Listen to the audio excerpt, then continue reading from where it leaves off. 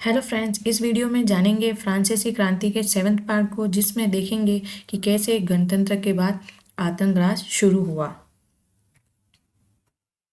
जैसा कि हमने पिछले वीडियो में देखा था कि फ्रांस में कैसे राजतंत्र का अंत और गणतंत्र का प्रारंभ होता है। 1793 से 1794 में आतंक राज शुरू होता है। इस काल को ही आतंक का युग कहते हैं। जैकोबिन क्लब के नेता मैक्समिलियन रोबेस्पियर के हाथ में सत्ता आ जाती है और वह नियंत्रण एवं दंड की सख्त नीति अपनाते हैं। उनके हिसाब से गणतंत्र के जो भी शत्रु थे उनको गिरफ्तार कर जेल में डाल दिया गया, जैसे कुलीन और पादरी वर्ग, अन्य राजनीतिक दलों के सदस्य एवं उसकी कार्यशैली से असहमति रखने वाले पार्टी सदस्य, उन सभी पर मुकदमा चलाया गया एक क्रांतिकारी न्यायालय द्वारा। यदि न्यायालय उन्हें दोषी पाता तो गिलोटिन पर चढ़ाकर उनका सिर कलम कर दिया जाता। ये गिलोटिन दो खंभों के बीच लटकते एक आरे की मशीन थी, जिस पर रखकर अपराधी का सिर धड़ से अलग कर दिया जाता था, और इस मशीन का नाम उनके आविष्कारक डॉक्टर गिलोटिन के नाम पर पड़ा। इस फोटो में आप देख रहे हैं कैसे दो खंभों के बीच एक आरे की मशीन लटक रही है, उसके बीच अपराधी का सिर धड़ से अलग किया जा रहा है। रोबेस्पियर सरकार ने कानून बनाकर मजदूरी और कीमतों की अधिकतम सीमा तय कर दी एवं गोश्त व पाव रोटी की भी राशनिंग कर दी गई। मतलब अब गोश्त और पाव रोटी की भी सीमा तय कर दी गई।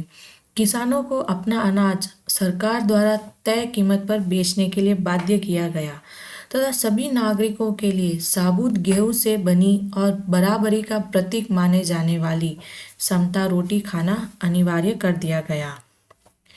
बोलचाल और संबोधन में भी बराबरी का आचार व्यवहार लागू करने की कोशिश की गई, जैसे कि कुछ वर्ग को पहले मॉन्स्यूर एवं मदाप कहा जाता था, अब सभी फ्रांसीसी पुरुष एवं महिलाओं को सितोयेन एवं सितोयेन कहा जाने लगा।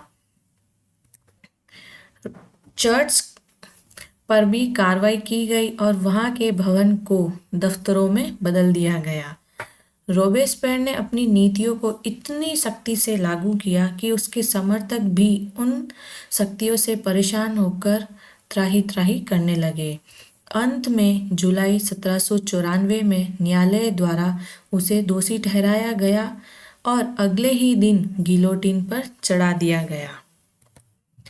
जैकोबिन सरकार के पतन के बाद अब सत्ता मध्य वर्ग के संपन्न वर्ग के पास आ गई। नए संविधान के तहत संपत्तिहीन वर्ग को मताधिकार से वंचित कर दिया गया। इस संविधान में अब 2 विधान परिषदों का प्रावधान था। ये विधान परिषद में सदस्य चुने गए। इन परिषदों ने 5 सदस्यों वाली एक कार्यपालिका को नियुक्त किया, जिसे डायरेक्टरी कहा गया। अब इस प्रावधान के जरिए जैकोबिन के शासनकाल वाली एक व्यक्ति केंद्रित कार्यपालिका से बचने की कोशिश की गई। मतलब एक व्यक्ति केंद्रित कार्यपालिका थी, वो जैकोबिन क्लब के नेता रोबेस्पियर ने बनाई थी और उसे अब बदलने की कोशिश की गई।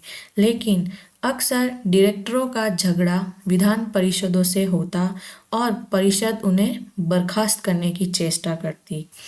डायरेक्टरी के राजनीतिक अस्थिरता के कारण वहाँ के सैनिक तानाशाह नेपोलियन बोनापार्ट के उदय का मार्ग खुल जाता है। देखेंगे नेक्स्ट वीडियो में। Thank you.